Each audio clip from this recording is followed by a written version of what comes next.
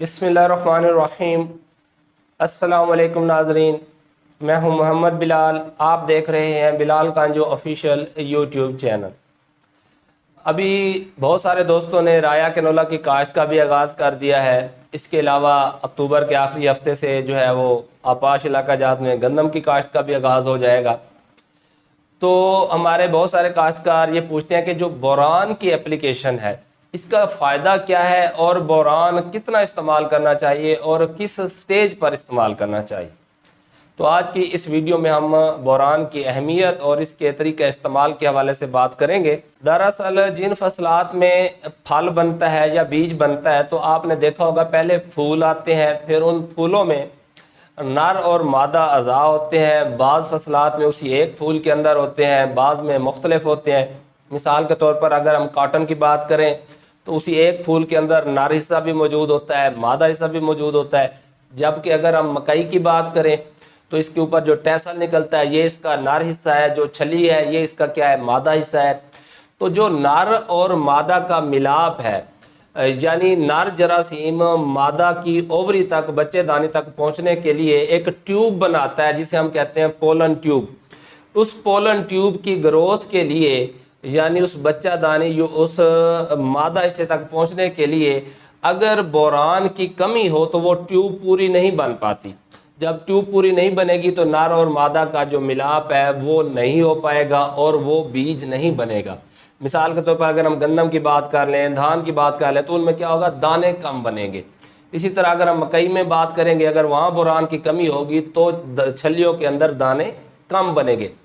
अच्छा, अब कुछ फसलात ऐसी होते हैं जिनमें ये वाला तो सिस्टम नहीं होता। मिसाल के तौर पर हमारा कमाद है या लहसुन है या इस तरह की, जैसे हमारा आलू है, ठीक है, इसमें बाहर कोई पोलिनेशन नहीं हो रही होती, नर और मादा का मिलाप नहीं हो रहा होता। तो इनमें बोरान का फिर क्या किरदार है। इनमें अमूमन लेटर स्टेजेस पर बाद में जाके बोरान अप्लाई करना जो है वो सिफारिश किया जाता है। कि बोरान का एक किरदार ये भी है कि इसे हम कहते हैं शुगर मूवर, कि जो पत्तों के अंदर जहाँ पर खुराक तैयार होनी है, जो खुराक बनाने वाली फैक्ट्रियाँ हैं, वहाँ पर जो खुराक तैयार होती है, जो कि फोटोसिंथेट्स हम जिन्हें कहते हैं, उनकी जहाँ पर स्टोरेज होनी होती है उस हिस्से की तरफ जो मूवमेंट है उसमें बोरान का बड़ा अहम किरदार है।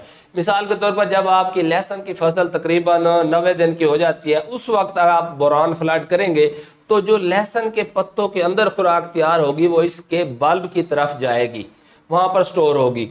इसी तरह जब हमारा ये शुगर केन है तो इसमें भी बोरान का ये किरदार है कि जो तैयार शुदा खुराक है पत्तों से वो ज़्यादा से ज़्यादा उस गन्ने के अंदर स्टोर होगी। इसी तरह जब हम आलू में बोरान का इस्तेमाल करते हैं तो उससे क्या फ़ायदा होता है कि जो पत्तों के अंदर तैयार शुदा खुराक है वो उस ट्यूबर के अंदर, उस आलू के अंदर स्टोर होती है। यानी तैयार शुदा खुराक जहाँ पर जाके स्टोर होनी होती है उसकी अफादियत वहाँ पर जाने की, उसकी जो एफिशिएंसी है वो बढ़ जाती है।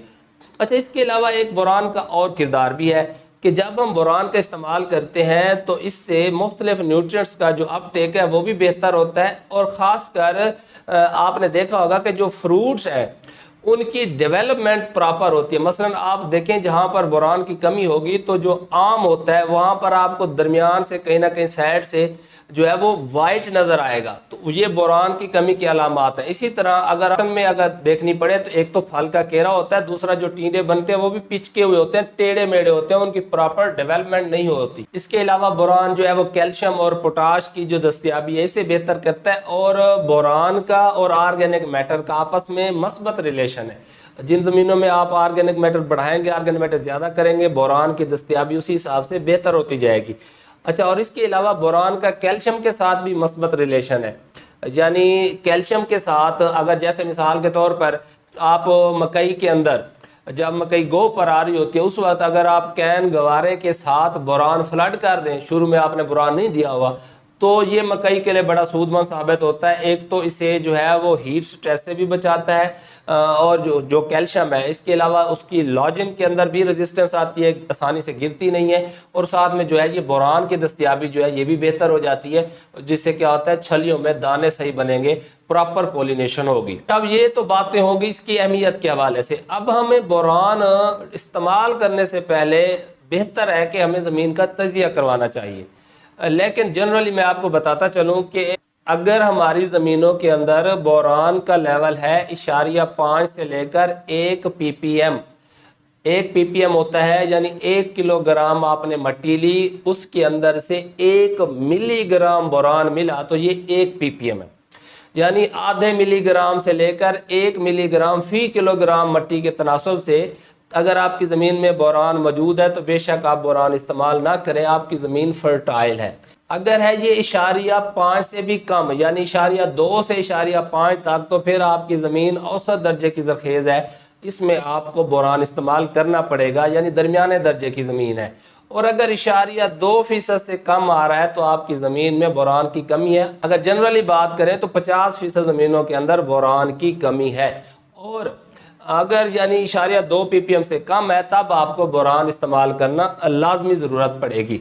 अब बोरान आपको मार्केट में दो शक्लों में मिलेगा। एक तो आपको जैसे ये सोना बोरान है 3 किलो का पैकेट है जिसे हम कहते हैं बोरैक्स, इसके ऊपर आप देखें तो लिखा होगा कम से कम बोरान 10.5%, अमूमन हम इसे 11% वाले में कंसिडर कर लेते हैं। अच्छा, और दूसरा आपको मिलता है अमूमन जैसे एंग्रो का देखें तो 500 ग्राम की पैकिंग में है। जो पेस्टिसाइड कंपनीज हैं तो उनके पास 20% वाला बोरान होता है जो कि 1 किलो की पैकिंग में होता है।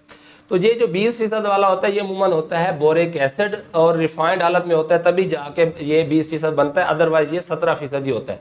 ठीक है, तो जो है बोरैक्स ये इस्तेमाल करना चाहिए बिजाई के वक्त। मिसाल के तौर पर आपने गंदम की काश्त करनी है तो जो पोटाश खाद आप इस्तेमाल कर रहे हैं, फास्फोरस इस्तेमाल कर रहे हैं, तो बिजाई के वक्त आपने 3 किलोग्राम जो 3 किलो वाला थैला है ये जो बोरैक्स है वो साथ मिला के आपने छटा कर देना है। तो ये साल में एक दफ़ा ही इस्तेमाल करना चाहिए तो काफ़ी है। अच्छा, अगर आप उस वक्त नहीं कर सके और आप फसल के 1 महीने बाद इस्तेमाल करना चाह रहे हैं तब भी आप इस्तेमाल कर सकते हैं, इसे फर्टिगेट कर सकते हैं, लेकिन उसके लिए फिर ज़्यादा बेहतर यही है कि आप वो जो 20% वाला है रिफाइंड है उसे आप 500 ग्राम से 1 किलो तक आप उसे फर्टिगेट कर सकते हैं। अच्छा, वो स्टेज भी गुजर गई, अब आगे की फसल दाना बनाने पर, मिसाल के तौर पर अगर हम गंदम की बात कर लें या मकई जो है वो टेस्लिंग पर आ गई है, तो अब फिर क्या करना चाहिए। अब मकई पे स्प्रे तो नहीं हो सकता, तो मकई में आपने फर्टिगेट ही करना है, यही जो रिफाइंड बोरान है। लेकिन जबकि अगर गंदम है तो वो जैसे गोब की हालत पर आने वाले तो उस वक्त मार्केट में 5% वाले लिक्विड बोरान मिल जाते हैं, तो आप उसका स्प्रे कर सकते हैं। या यही जो बोरान आपको 20% वाला 500 ग्राम की पैकिंग में मिलता है, किलो की पैकिंग में मिलता है, तो ये 1 किलो तक अगर आप स्प्रे कर देंगे तो उसमें काफ़ी हद तक रिकवरी हो जाएगी बोरान की और पोलिनेशन बेहतर होगी, आपकी पैदावार में इजाफा होगा।